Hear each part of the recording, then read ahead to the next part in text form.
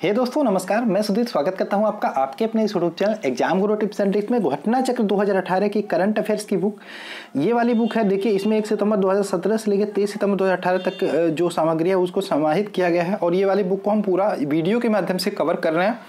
तो पहला जो टॉपिक था राष्ट्रीय परिदृश्य, उसको मैंने 2 वीडियो में करा दिया। अभी विधिक परिदृश्य की बात करें तो इसमें हम राष्ट्रीय और अंतर्राष्ट्रीय महत्वपूर्ण घटनाओं के बारे में देखेंगे।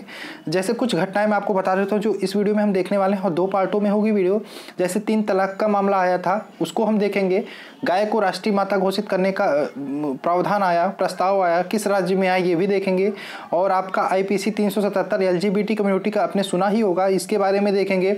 SC ST एक्ट संशोधन के बारे में देखेंगे और भी बहुत सारी टॉपिक्स हैं, इसको हम देखेंगे। आपसे रिक्वेस्ट है, क्या आपके लिए फ़ायदे की बात है, अगर जो आप चैनल पर हैं तो चैनल को सब्सक्राइब कर लीजिएगा, वीडियो को लाइक कर दीजिएगा। और अगर जो आपने अभी तक जो राष्ट्रीय परिदृश्य के 2 वीडियो मैंने बनाए हैं घटना चक्र की बुक के, उसको आपने देखा नहीं तो जाके देख लीजिए, ठीक है। तो चलिए आज का टॉपिक शुरू करते हैं। जो ऑल इंपॉर्टेंट टॉपिक, जैसा मैंने लिखा है कि जितने भी इंपॉर्टेंट टॉपिक्स होंगे वही पॉइंट टू पॉइंट क्लियर करेंगे।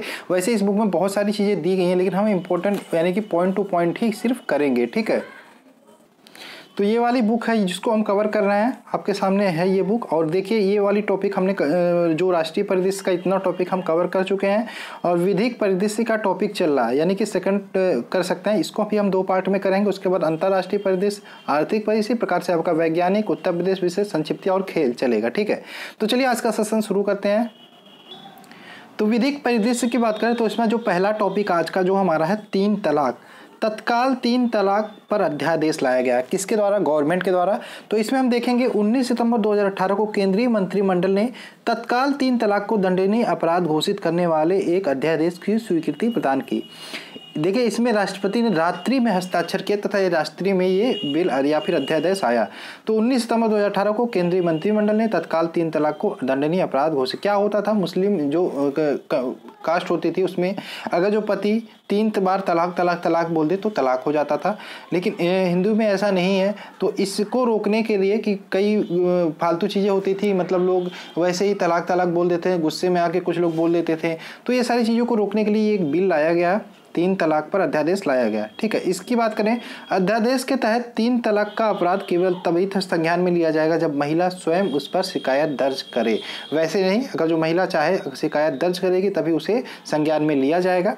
उसके बाद जो इम्पोर्टेंट टॉपिक है यहाँ पे, इसके विधेयक, जो ये विधेयक आया है ये भारत के टोटल सभी राज्यों में लागू है, सिर्फ एक राज्य जम्मू कश्मीर को छोड़ के। तो 3 तलाक का जो विधेयक है, किस राज्य में अध्यादेश है जो किस राज्य में लागू नहीं है, तो जम्मू कश्मीर में लागू नहीं है।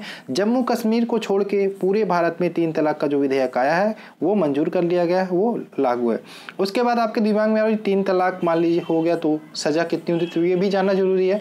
तलाक कहने वाले पुरुष पति को 3 वर्ष तक कारावास की सज़ा हो सकती है तथा उसे जुर्माना भी भरना पड़ सकता है। तो ये था 3 तलाक से रिलेटेड कुछ इंपॉर्टेंट चीजें, ठीक है। अब आते हैं नेक्स्ट हमारा, ये देखिए, गाय को राष्ट्रीय माता घोषित करने का प्रस्ताव पारित हुआ है। अब आपके दिमाग में है किस राज्य में, तो उत्तराखंड विधानसभा ने गाय को मदर ऑफ नेशन यानी कि राष्ट्र माता घोषित करने के प्रस्ताव को पारित किया।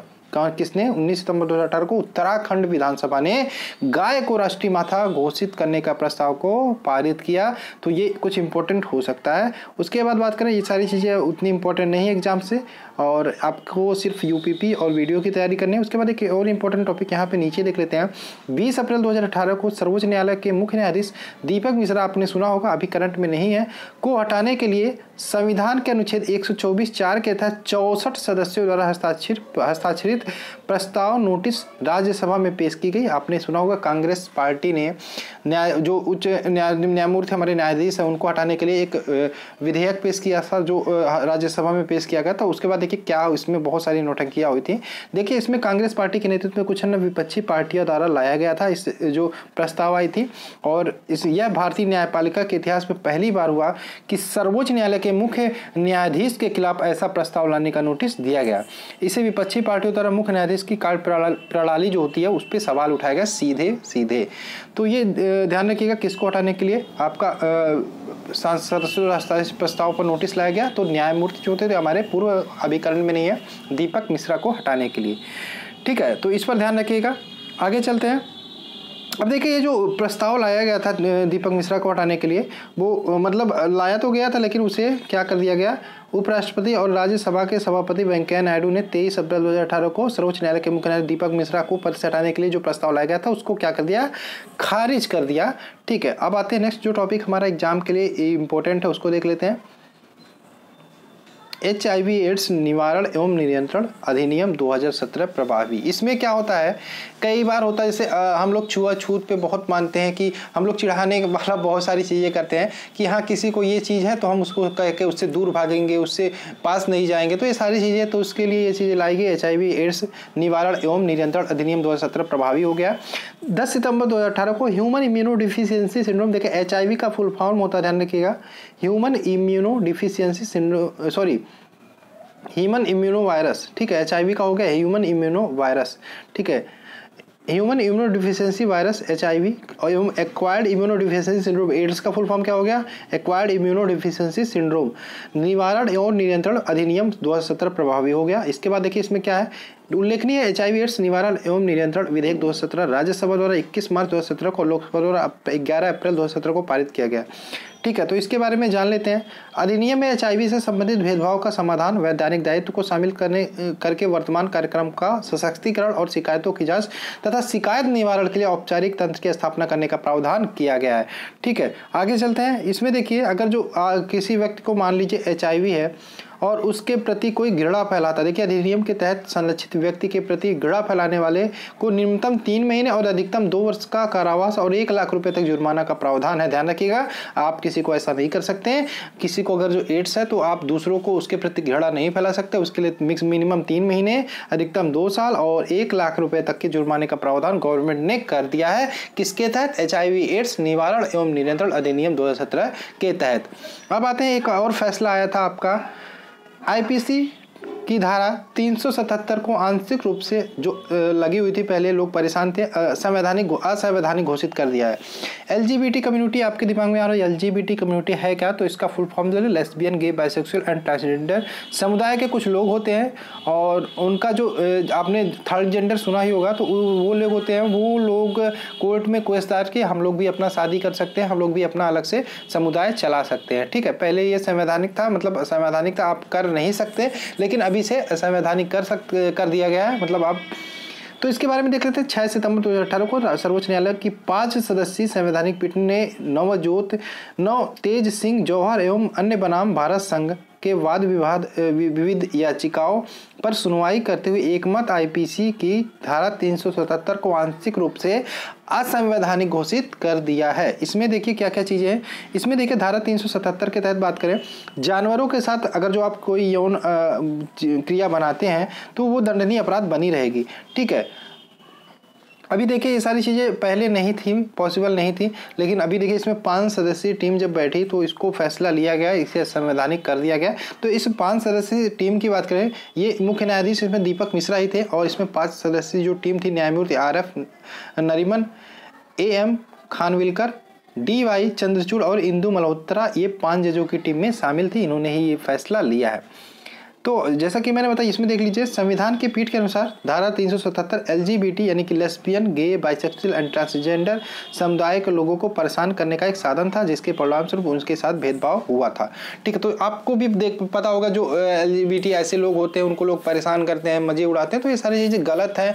तो उसको लेके ये फैसला लाया गया कि उनको भी हक है जीने का, वो भी हमारे साथ समुदाय में रह सकते हैं। तो ये सारी चीज़ें अच्छी चीज़ें हैं और सही भी है। ठीक है, नेक्स्ट बात करें हमारा ये जो मैंने बताया, अभी आगे चलते हैं। न्यायालय ने कहा, देखिए यहाँ पे न्यायालय ने भी बोल दिया है कि अदालतों की गरिमा के साथ जीने का अधिकार के रूप में व्यक्ति को की गरिमा की रक्षा करनी चाहिए। मतलब आप व्यक्ति क्या है क्या नहीं उससे नहीं मतलब है, व्यक्ति की गरिमा की रक्षा करें जिसकी पहचान मौलिक अधिकार के रूप में भी की गई है। तो ये सारी चीज़ें LGBT कम्युनिटी से रिलेटेड है, धारा 377 से रिलेटेड, आप इसको ध्यान रखिएगा। ठीक है, आगे चलते हैं नेक्स्ट पेज पे हमारा, इसमें और कुछ इंपॉर्टेंट नहीं है।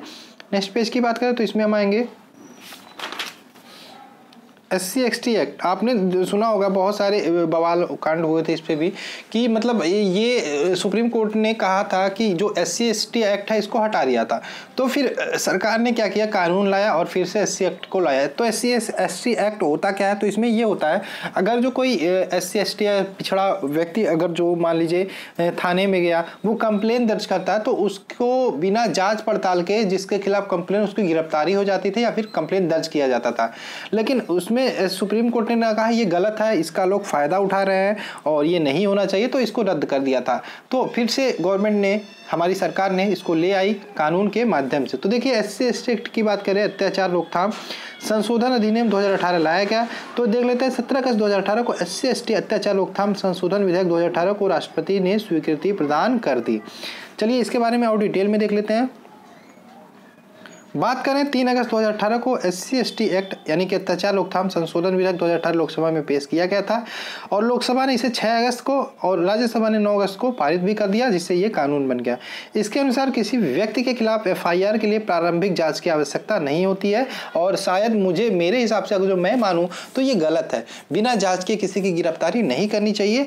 ठीक है, तो अभी देखिए इसमें लिखे हैं साफ साफ, यहाँ देखिए उल्लेखनीय है कि 20 मार्च 2018 को सर्वोच्च न्यायालय के डॉक्टर सुभाष काशीनाथ महाजन एवं बनाम महाराष्ट्र राज्य एवं अन्य मामलों में निर्णय दिया गया, जिसके तहत सर्वोच्च न्यायालय के अनुसूचित जनजाति एवं अनुसूचित जाति एवं अनुसूचित जनजाति अधिनियम 1989 में कुछ संशोधन प्रस्तावित किए थे।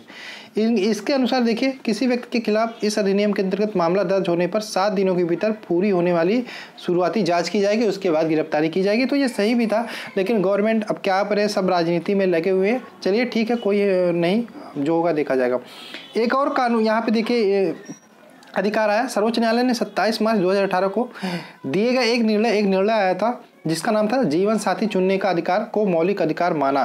क्या है जीवन साथी चुनने का अधिकार? मतलब अगर जो आपकी एज होती है, मतलब महिलाओं के लिए 18, पुरुषों के लिए 21, अगर जो आप उसको कंप्लीट कर चुके हैं, 2 वयस्क हैं, तो आप सहमति से विवाह कर सकते हैं। उसके लिए आपको कोई रोक नहीं सकता, उसके लिए आपको किसी समुदाय की, किसी कबीले की आवश्यकता नहीं होती। ठीक है, ध्यान रखिएगा। आगे चलते हैं नेक्स्ट।